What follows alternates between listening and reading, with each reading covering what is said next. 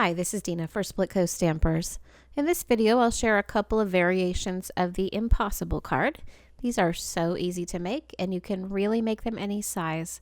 I'm using just a quarter sheet of cardstock here, so it's 4 1/4 by 5 1/2. And I'm going to start off by scoring it down the middle at 2 1/8. If you have a different size base, just go ahead and score right down the center. I turn the base a quarter turn, and I'm going to make a cut from the edge to the score line in the center of the card. Turn the card the other way and make 2 cuts down to the score line.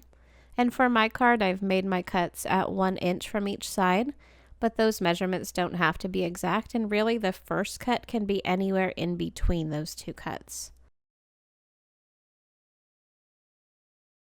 I'm going to hold the base in my right hand, and I have the 2 cuts at the top, and I'm going to fold down just on the right side of that centered scored area between the cuts, and you'll see that the rest of the card just naturally is going to flip up when I do that. Lay the card flat and burnish on that score line, and then all that's going to fold back is the central panel. Those side L shapes aren't folded at all. And that is it for the basic base.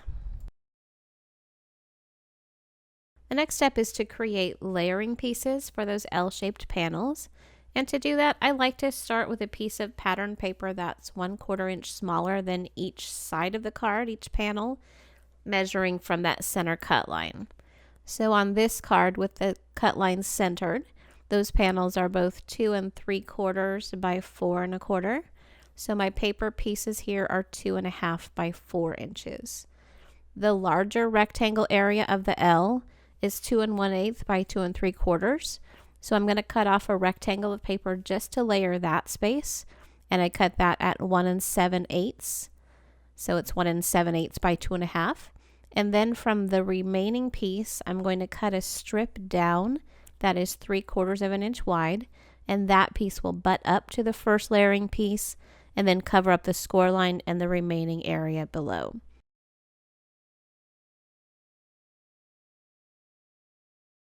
I'm going to do the same on the other side, so cut at 1 7/8 and then cut a strip from the remaining piece to cover the rest of the L. I also have some layering pieces cut for the center panel.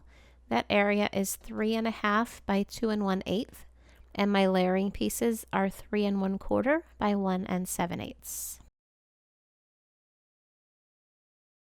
To add some stability to the structure of the card, I'm adding a horizontal strip that goes across the open area.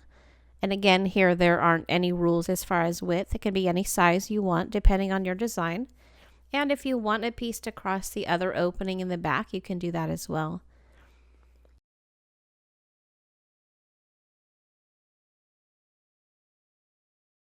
Here's my completed card, and these stamps are from Impression Obsession. For my second card, I have a 5-inch square base, and I wanted to show a variation on this card using a partial die cutting technique on that central panel. So I've made my score line down the center of my card. So on this card, it's at 2 1/2 inches. And then before I make my other cuts, I need to measure my die because my cuts on this card are going to be based on the width of the die I choose. So I have my little giraffe die, which coordinates with a giraffe stamp set. And I thought his little head would be cute in the middle of the card, and the die is 3 inches wide. So I marked my lines at 1 inch and 4 inches. And there's no reason that I used a stylus there. It just made sense since I was using my scoreboard to measure.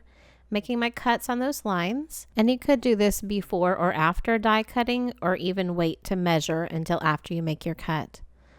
I've got my die positioned, and I'm going to lay that onto my die cutting platform with a cutting plate. The second cutting plate, I just want to cover the portion of the die that I want to cut out. So you'll see that I'm lining it up right with this score line there, or just a little bit past it to get the correct cut that I need. I'm going to run that through my die cutting machine, and you can see that it's just cut to the line.